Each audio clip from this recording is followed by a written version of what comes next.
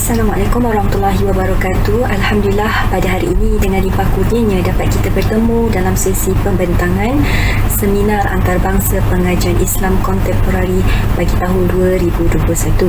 Saya Nur Fitria Salihah binti Syahrin akan membentangkan kajian saya pada hari ini yang bertajuk Analisis Literatur Teori Kemiskinan dari Perspektif Konvensional dan Islam.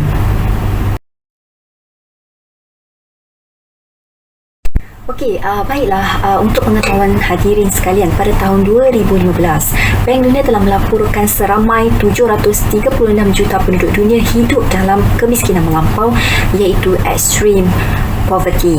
Ditambah lagi dengan penularan pandemik COVID-19 pada masa kini telah meningkatkan lagi jumlah kemiskinan melampau ini pada tahun 2020.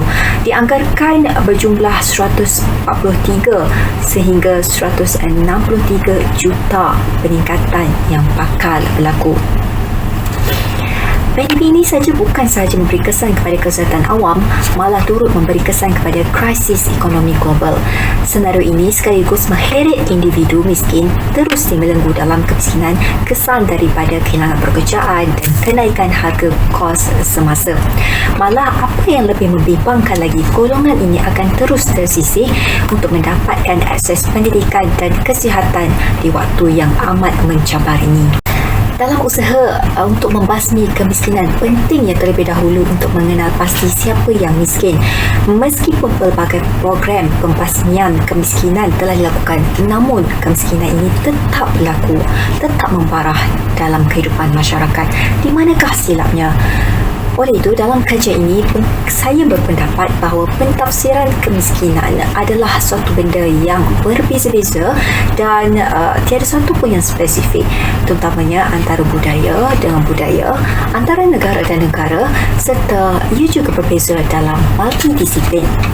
Ini menunjukkan bahawa takrifan kemiskinan tiada suatu pun yang tetap, malah kebanyakan tokoh-tokoh ekonomi, pendidikan, kesihatan turut mentafsirkan konsep kemiskinan mengikut disiplin ilmu masing-masing. Oleh sebab itu, kajian ini dilakukan untuk melihat perbandingan konsep kemiskinan dari perspektif konvensional dan juga Islam. Dalam kajian ini, saya telah menggunakan pendekatan kualitatif. Data dikumpulkan melalui kajian kepustakaan. Maklumat yang diperolehi digunakan untuk menyokong, menjelaskan dan memperincikan kajian ini agar dapat dianalisis dengan baik. Pengumpulan data mengenai konsep kemiskinan ini pula melibatkan sumber primer seperti Al-Quran dan juga sekunder dan juga sumber sekunder seperti buku, artikel, jurnal dan kertas kerja daripada kajian-kajian terdahulu.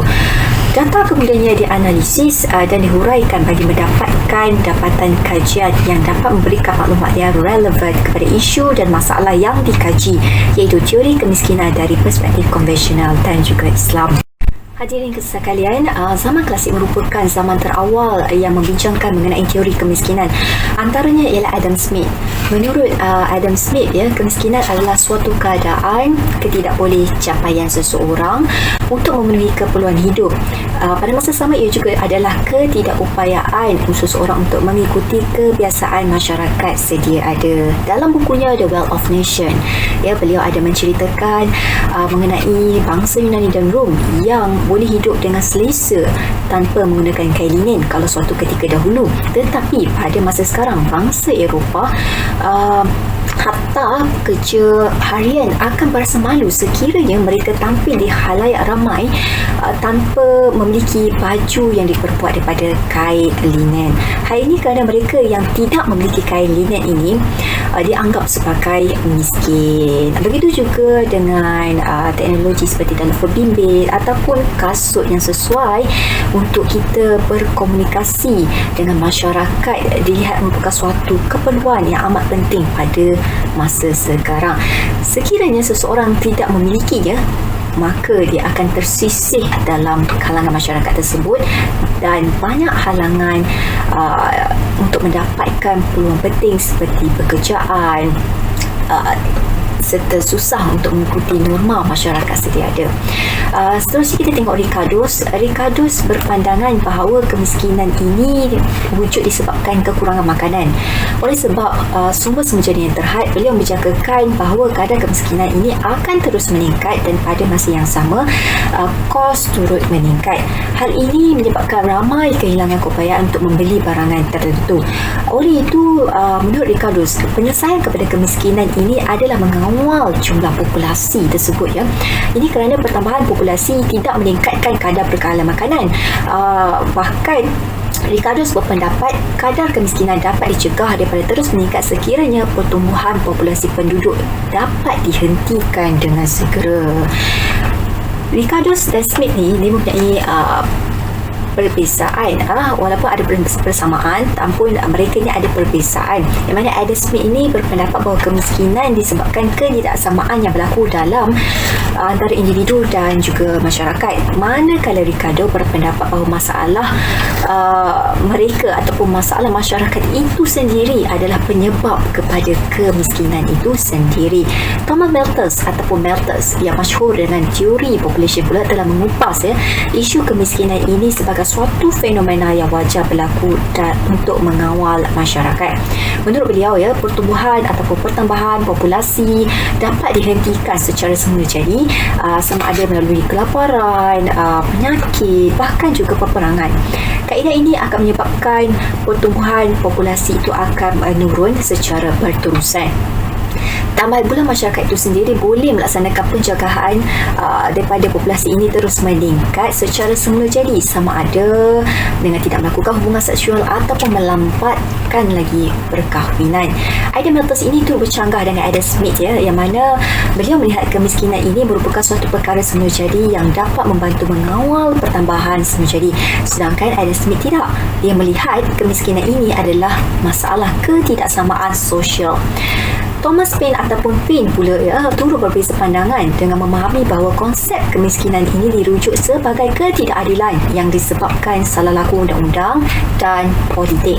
Contohnya, undang-undang tanah sedia ada banyak memberikan keuntungan dan hak eksklusif kepada golongan elit daripada pemilikan tanah tersebut, sehingga menyebabkan individu yang berhak kehilangan hak sewajarnya untuk mendapatkan pampasan di atas kerugian mereka.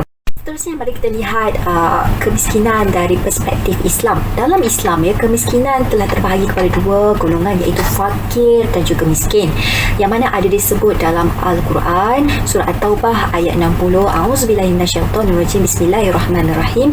Innamas sadaqat lil fuqara wal masakin. Maksudnya sesungguhnya zakat itu hanyalah untuk orang-orang fakir, orang-orang miskin. Kalimah lil fuqara dalam ayat ini merupakan kata jamak yang berasal daripada al-fakir, iaitu orang yang tidak memiliki harta dan pekerjaan untuk memenuhi keperluan hidupnya. Golongan fakir ini adalah mereka yang hidup dalam keadaan serba kekurangan dan bukan berkecukupan serta tidak memiliki suatu apa pun. Manakala al-masakin dalam surah Al-Taubah tadi itu adalah jamak dari kata al-miskin, iaitu orang yang tidak memiliki harta ataupun pekerjaan tetapi masih tidak orang yang memiliki harta ataupun pekerjaan. Diorang ada pekerjaan dan harta tetapi tidak mencukupi untuk memenuhi keperluan hidup mereka. Mereka ini adalah golongan ataupun kelompok yang serba kekurangan. Dalam hal ini hadirat sekalian, terdapat perbezaan dalam penentuan fakir dan miskin antara para ulama fiqh berkenaan golongan mana yang paling parah keadaan kemiskinannya. Contohnya kita lihat dalam pandangan imam empat mazhab, antaranya Syafi'i, mazhab Syafi'i dan juga mazhab Hanbali, yang mempunyai persamaan dalam pentafsiran fakir dan miskin. Fakir dilihat golongan yang tidak ada harta, tidak memiliki pekerjaan untuk memenuhi keperluan asasnya. Berbeza juga dengan miskin. Mereka ni ada harta, ada pekerjaan tapi tak mencukupi untuk memenuhi keperluan asas mereka. Manakala mazhab Hanafi pula, kalau kita lihat fakir ini adalah golongan yang tidak meminta-minta ataupun ditimpa kesukaran yang berterusan, atau mereka ni ada harta yang mencukupi untuk memenuhi keperluan asas mereka. Manakala miskin pula adalah golongan yang meminta-minta ataupun golongan ini ditimpa kesukaran untuk tempoh sementara, ataupun mereka ini tidak memiliki harta. Manakala mazhab Maliki pula, mereka ini tidak memiliki fakir, merujuk kepada mereka yang tidak memiliki harta, tetapi tidak mencukupi untuk memenuhi keperluan untuk dalam tempoh setahun lah, ataupun sama sahaja keadaan fakir ini dengan golongan miskin. Menurut mazhab Maliki lagi, golongan miskin ini adalah golongan yang tidak memiliki harta langsung, ataupun ianya disamakan keadaan kemiskinannya dengan golongan fakir tadi. Seterusnya adalah kita lihat jadual perbandingan kemiskinan dari perspektif konvensional dan juga Islam. Pertama sekali kita melihat dari segi aspek sumber, yang mana kemiskinan dalam Islam merujuk kepada beberapa sumber utama, iaitu Al-Quran, hadis dan juga ijma'. Hal ini dapat memberikan makna dan panduan kepada manusia untuk memahami kemiskinan secara keseluruhan, tanpa terikat dengan pengaruh masyarakat daripada pelbagai disiplin ilmu. Meskipun terdapat khilaf pandangan ulama, namun ia tidaklah sampai menafikan hak golongan asnaf yang layak menerima zakat. Dan tafsiran kemiskinan dari perspektif konvensional pula ditentukan oleh manusia dalam masyarakat berdasarkan piawaian tertentu, namun ianya berubah-ubah mengikut kesesuaian dan keperluan masyarakat. Oleh sebab itu, tafsiran kemiskinan konvensional ini dilihat bersifat tidak tetap dan berbeza antara individu, bangsa dan juga negara, budaya dan ideologi, kerana keperluannya berbeza-beza antara satu sama lain.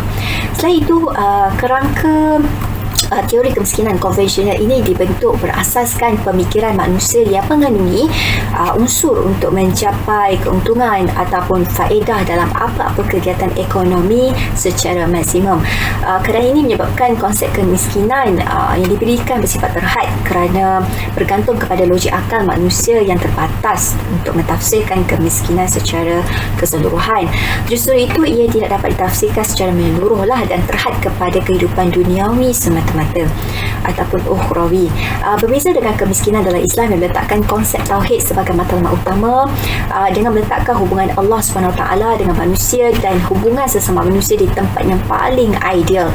Dalam hal ini, keesaan Allah SWT diakui apabila manusia menjalankan peranan sebagai khalifah di atas muka bumi ini dengan melaksanakan suruhan yang diperintahkan Allah SWT melalui pensyariatan zakat, bagi membantu golongan asnaf fakir dan miskin mencapai kehidupan yang lebih sempurna dan lebih sejahtera. Dan kemiskinan dalam Islam juga bertujuan untuk memenuhi keperluan jasmani dan rohani manusia. Hal ini boleh dilihat berdasarkan pandangan para ulama dalam mentafsirkan kemiskinan, iaitu sebagai suatu kekurangan ataupun ketidakcukupan. Selain itu, paras kemiskinan pula dibezakan antara dua asnaf, iaitu fakir dan juga miskin. Manakala dari aspek kerohanian, miskin merujuk kepada miskin jiwa. Sutra Rahman menyatakan bahawa miskin jiwa ini merujuk kepada seseorang individu yang mudah terdedah kepada pelbagai ancaman seperti akidah yang rosak, kemerosotan akhlak, yang mana ianya boleh memberi kesan kepada institusi kekeluargaan, masyarakat dan juga negara. Ini disebabkan kemiskinan keberdaan dilihat sebagai masalah besar hidup sehingga mengabaikan amalan kerohanian dalam menuju kehidupan akhirat yang abadi. Manakala pandangan konvensional pula hanya menitik beratkan keperluan jasmani ataupun material semata-mata untuk mengenal pasti individu yang miskin. Beberapa aspek kekurangan terlihat dalam menentukan kemiskinan ini, antaranya pendapatan, pendidikan, kesihatan, perlindungan dan sebagainya. Kalau di Malaysia, kita paras kemiskinan itu terbahagi pada dua lah, iaitu miskin mutlak dan relatif, dan kedua-duanya adalah dua golongan yang berbeza. Berdasarkan tafsiran kemiskinan yang diberikan, dapatlah disimpulkan bahawa kemiskinan merupakan keadaan serba kekurangan, terutamanya dari segi keperluan asas seperti makanan, pakaian, tempat tinggal dan sebagainya. Kalau dalam Islam kita lihat kemiskinan ini bersifat universal dan menyeluruh ataupun syumul, yang mana ia merangkumi aspek material dan juga rohani. Berbeza dengan kemiskinan konvensional, ia hanya merangkumi melihat dari segi aspek material semata-mata. Oleh itu diharapkan agar kajian ini dapat melengkapkan lagi kekosongan dalam kajian yang berkaitan dengan teori kemiskinan. Kata itu saja pemandangan kajian teori kemiskinan daripada saya. Saya mengucapkan terima kasih kepada Akademi Pengajian Islam Contemporary University Teknologi Mara di atas penganjuran seminar antarabangsa ini, dan sebarang pertanyaan serta komentar anda boleh ajukan kepada maklumat yang tertera di bawah ini, dan jangan lupa subscribe serta like YouTube channel pemandangan saya ini. Sekian saja daripada saya. Assalamualaikum warahmatullahi wabarakatuh. Terima kasih dan jumpa lagi.